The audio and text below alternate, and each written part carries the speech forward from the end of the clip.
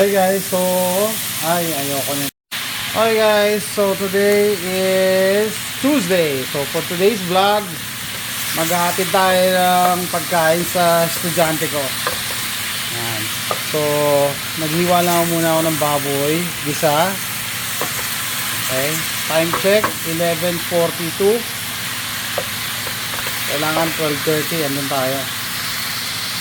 Okay, next, naluwan ko ng hotdog tsaka sibuyas.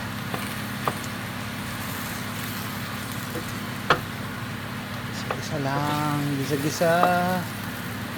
11:47. Ano pa? Okay guys, nilagyan ko na ng konting tubig.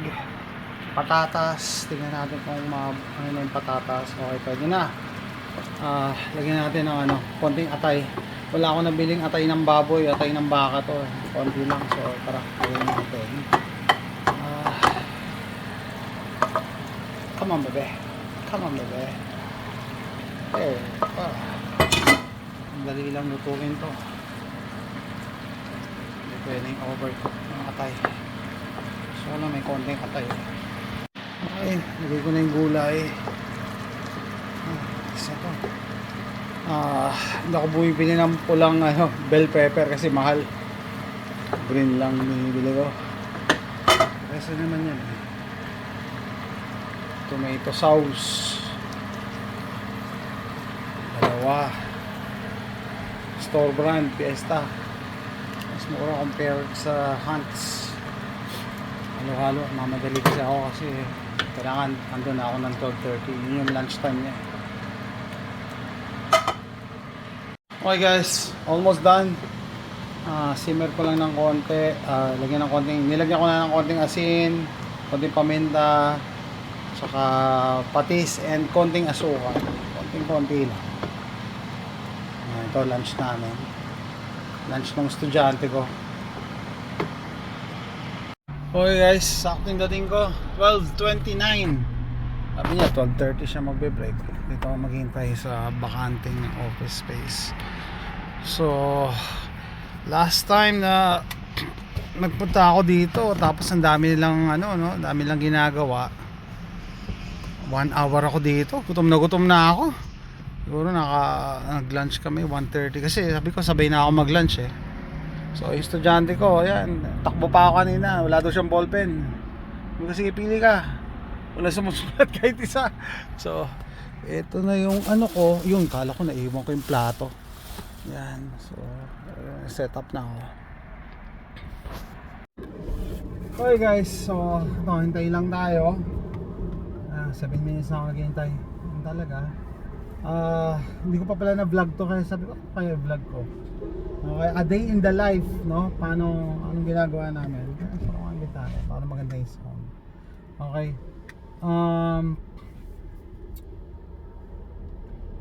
Hinatid ko siya dito. Estudyante ko, hinatid ko. Bakit? Tatlong kotse namin. Expedition sa akin, Explorer rin sa kanya. Tapos yung kay JM, yung anak ko, yung Nissan Sentra. Diba may problema yung Nissan Sentra. So syempre ako na naman na nawala. Kaya sabi ko, isa ko ako na naman nawala sa sasakyan ha. So nakakatawa naman si JM kasi kahit bata pa, tapos bago lang siya nagda-drive. 20 years old pa lang siya eh.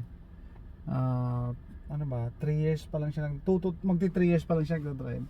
Kaya na i-drive yung Expedition ko. Ay yung Expedition napakalaki noon eh. Yun yung EL model, extended length. Tapos nilagyan ko pa ng bull bar, harap likod. Sabi ko sa kanya, mag-ingat ka pag nagpa-park ka or pag magte-turn ka kasi baka may masagi ka. So good naman, no? Kayang-kaya na yun, I believe eh. Tapos, so yun, sabi niya kanina, anong daw gagamitin yung kotse? Sabi ko, sige, use my Expedition. So ito, Explorer, yan, hinatid ko. Yung estudyante ko ngayon, pagkahatid ko sa kanya kanina ang maga, dumiretso ako ng Fiesta, grocery ako para may lulutuin ako ngayon lunch. So pagdating ko sa bahay, kwento ko na yung how my day will end, no? Sandali lang ako doon, nag-edit pa ako ng video. Tapos Ano pa ginawa ko? Pinakain yung aso, naghugas, and then nung 11 nagluto na ako, di ba? 11:30 nagluto na ako. Tapos yan, sakto buzzer beater. Kailangan malis ako ng 12 eh. 12:10 para makarating. Yan, nandito na ako. Ano pa ba? So pagkatapos 1 hour ang break niya eh. 1 hour ang break niya. So kung kakain lang kami ng 12:30, 1:30 siya babalik. By the way, ayaw niya pala i-vlog to, pero sabihin ko sa kanya 12:30, 1:30 kami babalik. So pagbalik ko na naman sa bahay, mga 2 o'clock, maghihintay lang ako ng 3 o'clock kasi uwi naman si AJ, susunduin ko, no? Pag uwi niya, susunduin ko na naman to estudyante ko to ng 5:30. Kaya kanina ko pa inisip, paano ko kaya isisingit na Tuesday kasi ngayon pwede ako mag-shooting sa Boyert, parang hindi masyadong tight, hindi ko maisisingit kasi yung travel time pa pupunta doon sa gun range, tapos 1 hour yung shooting eh.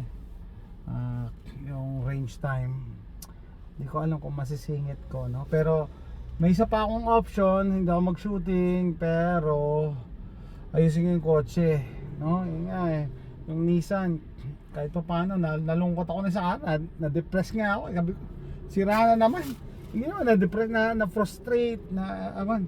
So ganoon ako eh, pag hindi ko ma-figure out, magba-back away muna ako. Sabi ko, natanong, pinipressure ako ng anak ko eh na kailan daw maayos yung kotse. Sabi ko, I don't know, hindi ko iniisip yung kotse kahapon tsaka ng isang araw. Ayoko muna, gusto ko ma-refresh yung utak ko kasi nung weekend na stress ako dyan sa kotse na yan, hindi ko na alam kung ano gagawin ko eh. Nag-check ko na lahat eh, battery, alternator, yung starter bago, pinalta ko ng battery yung key fob. So hindi ko alam, pero ngayon dahil medyo na relax ako kahapon, ibig sabihin hindi ko iniisip yon, may nakakuha akong idea ngayon. Baka daw yung yung fuse ng accessory kasi yung clue ayaw gumana ng key fob, lock and unlock. Baka yung immobilizer na na trigger yung immobilizer.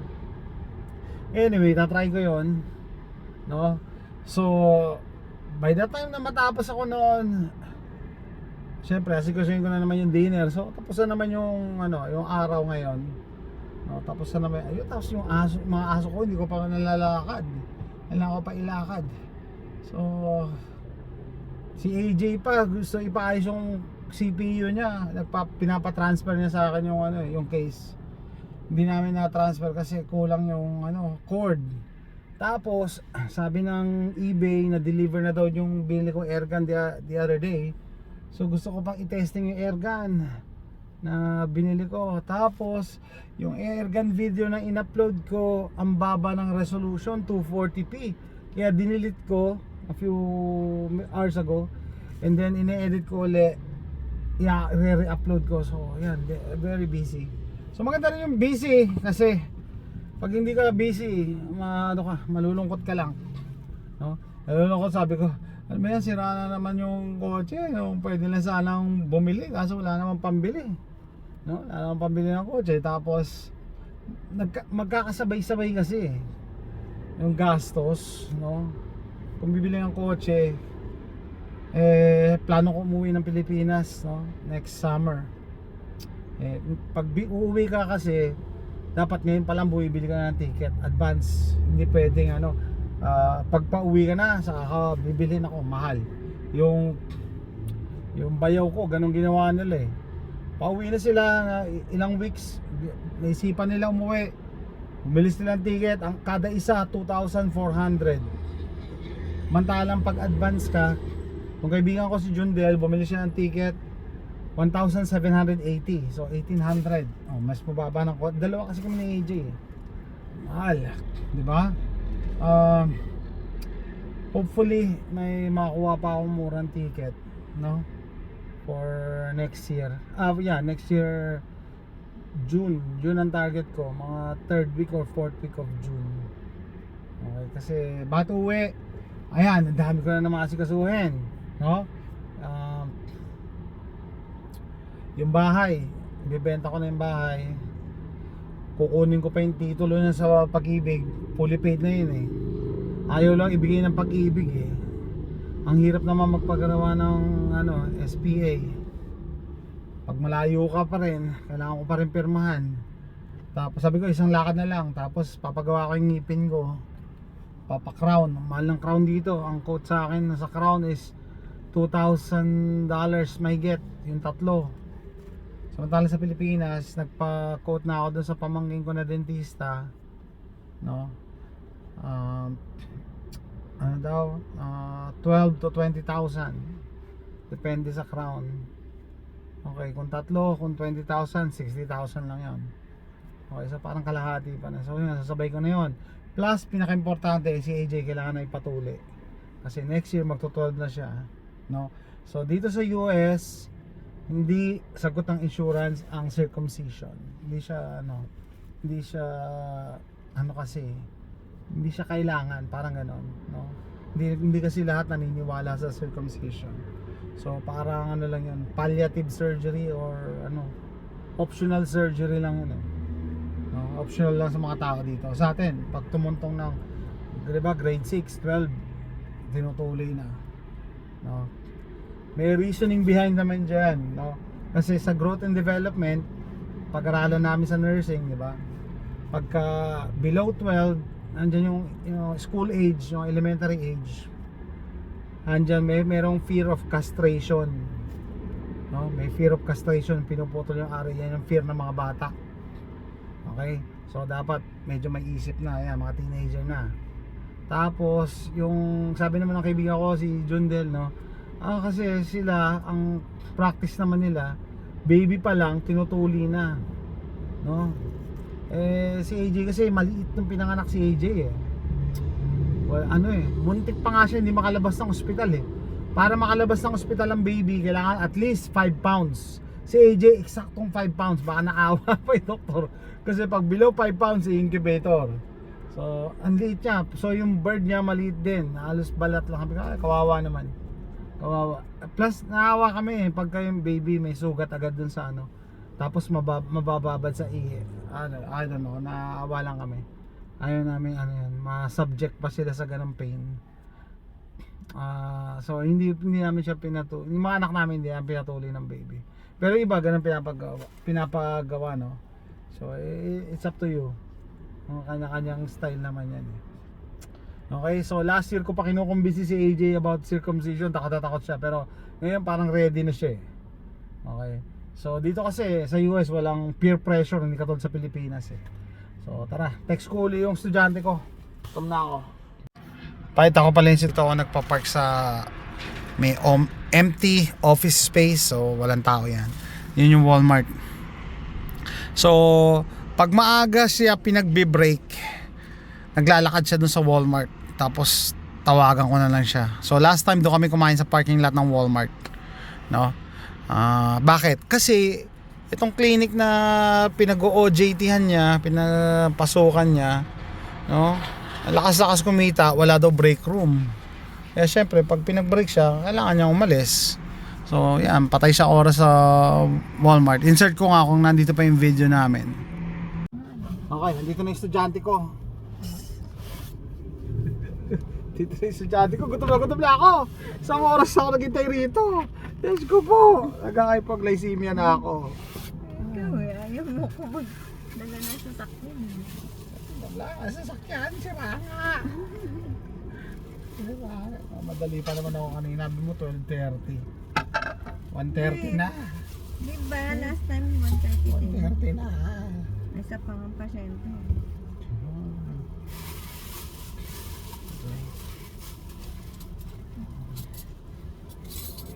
Nagutom na ako.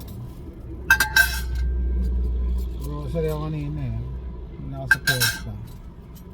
Si JM kahapon naghahanap ng power bar. Babaulo niya. Ang Energy bar, naghahanap siya. Makain. Siguro pag nagutom siya pa, nag-exercise siya doon.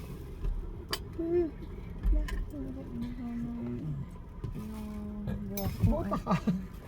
Huwag mo uhulog yan. Wala tayong pangkain. Ito ko. Nagutom na. Anong niluto mo? Ito. Ano yan? Minudo. Wow, menudo. Wala akong nabiling ano eh. Atay ng baboy. Atay ng naglagay na ako ng konti atay ng Sandali. ano. Hawakan ko to.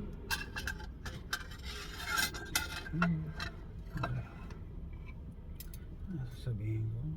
Ano oras na? Wala alam ko kung ano oras na. Mas 128 ako lumabas. 1:30. 2:30 na ako babalik. okay. Ayun na. Pwede na. Atak!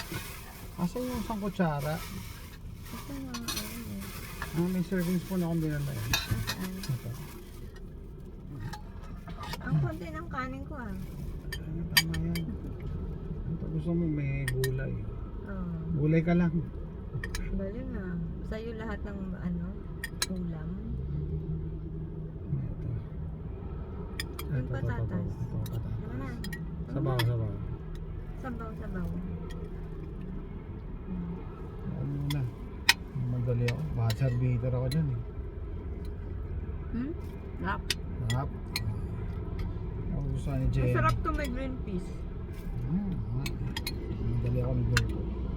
Lagyan mo ng green peas dahil meron doon. Pwede pa ihabol yun sa dinner. Sa lunch ko lang green peas. Okay, so ito na yung estudyante ko. Pa-vlog ko. Ayaw dito ipa-vlog eh. Konting kembot na lang. Matatapos na niya yung pinag-aaralan niya. Magiging isa ka ng ganap na Mumbaki. Isang ganap na ano yan? Kain. Mukhang kain. Ano, masarap ba? Isang ganap na retirado. Retirado. Sarap naman. Yan tayo. Ayan, dala ko sa'yo na ano. Ito yung ako naman, drinks mo iced tea. Tubig.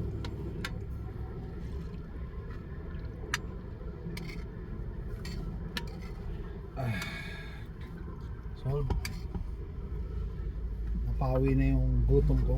Napalitan ng galit. Hindi. At least, hindi naman pala. Okay naman pala yung to. Kahit mamadali ako kanina. Dami nga ba sanda? Oo, ang dami. Kahapon to 40 eh. Oo.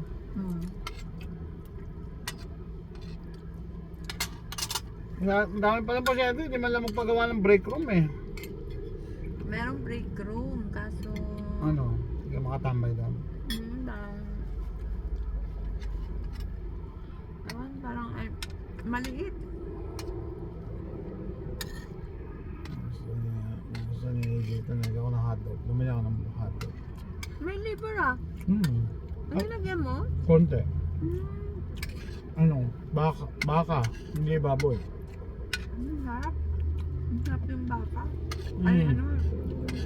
Parang nangalan ako sa bakay. Pati yung giniling. Masarap yung liver. Hindi siya malansa. Pati yung giniling. Baka na binibili ko. Ay na baboy. Bakit? Mas cholesterol yun. Ayun yung gusto naman Amerikano, di ba? Healthy. Parang piling ko mas mataas ang fat content. Oo, kasi yung fat content ng baka kasama niya sa meat eh. Baboy may hiwalay mo eh. Okay. So dessert, bila ako ng saging, happy tayo. Bumili na ng bago saging. Si JM minsan, saging lang inaalmusal. Saging. Saging is life.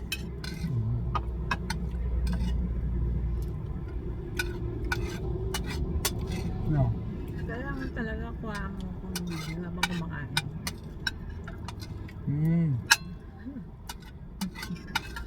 Gusto mo sabi mo lahat i-vlog, pati pagtae.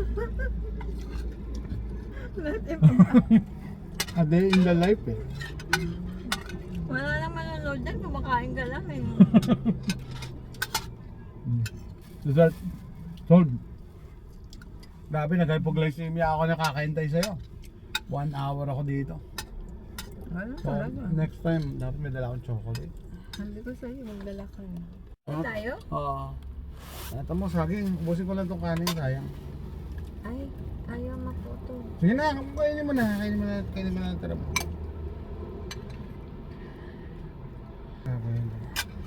Plano ko sana magpuntang Boyert. Wala na, hindi ako makakashoot. Wala nga ano. Pag uwi ko, kainin mo na, simulan mo ng kainin. Pag uwi ko, Buksan mo lang. hintayin ko na si AJ. Sundo naman. Maraming tumawag no from school. Ba't naman tatawag?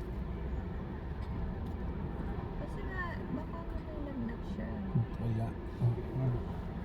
Ayaw nasa camera kung kain na saging. Gusto mo ako na kumakain na saging. Mas masagwa yun. Ubusin ko lang itong kanin. Ma-rated R ka niyan.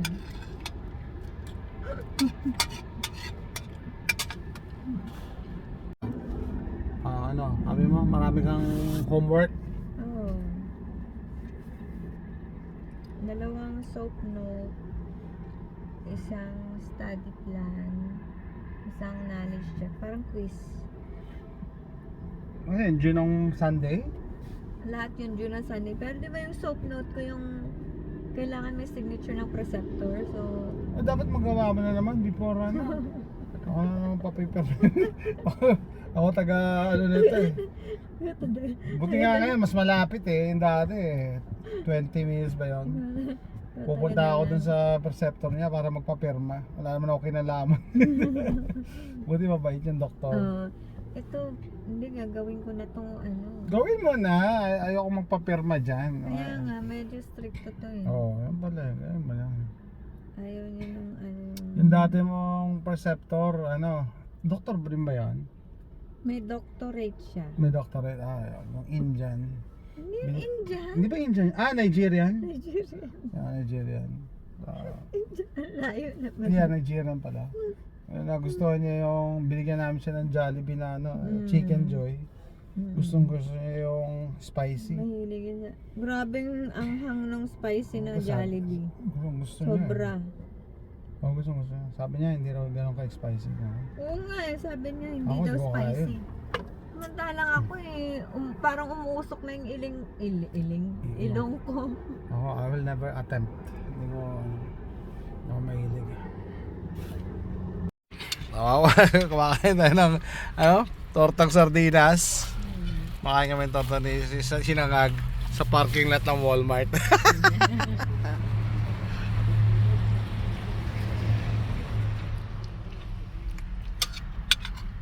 Sarap yan. Bakit meron ko? Okay guys, nakauwi na ako, no? Bababa ako na. Kanina naisip ko, baka may magtanong, wala man lang kaming baonan na plastic bag ng Walmart. Wala naman makakita eh. Madali to, tatapon na lang pagka madumi. Anyway, so yan, na-meet yun na yung estudyante ko, no? So yung misis ko, after so many years ng dialysis nurse, naisipan niyang mag-aral uli as nurse practitioner. So yung nurse practitioner, yung nurse ka pero para kang doktor in a way na pwede kang magreseta. So parang ganoon. Okay, so yun ang gusto niya. Sabi ng misis ko, pag graduate ko ikaw naman mag-aaral Sabi ko, hindi, may plano na ako eh. Mag-aartista ako eh. Ay, sabi niya, malayo sa katotohanan yung plano mo. Anyway, so malapit na siyang graduate. Hindi lang namin pwede pagsabi kasi ayaw niya pagsabi maski sa mga kaibigan namin kamag-anak kasi baka ma-preempt. No, alam niyo naman, may mga haters diyan na baka manalangin at magtirik ng itim na kandila. Hindi kasi pag natapos niya, ilang kembot na lang tapos na siya. Graduate na siya. Kailangan niya pa mag-exam eh. So ayaw niya ma-distract yung yung attention niya. Anyway, so yan yung namin routine pag may pasok siya dun sa OJT niya. No. Siguro tatanungin niya, ba't di na lang siya kumain sa restaurant kasi kulang yung oras niya to go out. Plus, yun nga, pilay kami ngayon sa sasakyan, kulang kami ng kotse, 'di ba? Hiraman. Kaya yun. Tapos ayaw niya rin ng fast food. Ayan, tagal na namin sa Amerika pero hindi pa rin siya sanay. Ayaw niya ng burgers, no? Ayaw niya ng burgers, so ayaw niya ng mga ganong kain. So, yan. Ano pa ba? Dito na yung anak ko, dala yung expedition. Gulat ko, maaga umuwi. Usually 4 ang uwi niya. So, ilang minuto na lang, darating naman si AJ. Pipick upin ko, banda ron, mga 2 blocks away. Lakad ko lang. Anyway, so yan nga, shinare ko lang a day in the life pagka may OJT si Mrs. Ayun na Mrs. ko sana ipa-vlog to pero na-realize ko, maganda to para pag graduate niya, no, we can look back na ganito yung mga pinagdaanan. Hindi marami pa nga siya mas pinagdaanan pagka marami siyang homework, natutulog yan alas 2, alas 3, tapos gigising ng alas 6 or 5:30 papasok. Tapos minsan naman yun sa dati niyang pinag-OJT-han, which is 30 minutes away, 25 to 30 minutes away. Pagka meron siya, natapos niya na yung mga patient care plans niya, kailangan pirmahan ng doktor, may pasok siya. So ako naman ang tatakbo doon, magpapapirma ako doon sa doktor na preceptor niya.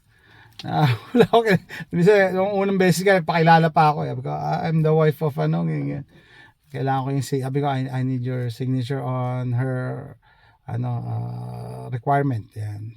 Okay naman, dati naman ako medrep, kaya sanay tayo makipag-usap sa mga doktor, and mabait nga yung doktor na preceptor niya last time Jollibee ang kiliti Jollibee Chicken Joy na na hot and spicy. Anyway, so yan po, no, hopefully nag-enjoy kayo, para may idea lang kayo na hindi hindi ganun kadali, no, yung araw namin, yung araw ko, sinare ko naman sa inyo, halos patapos na yung araw ngayon, and may naka-line up pa ako mga gagawin. Tapos gagawa pa akong videos, mag-edit pa ako, and magpe-prepare pa akong dinner, and laundry, tapos mga aso. Abos na oras ko, hindi ko pa nailalakad. So that's it guys, salamat sa pagsama sa amin, no, ngayong araw ng Martes. See you next time, bye.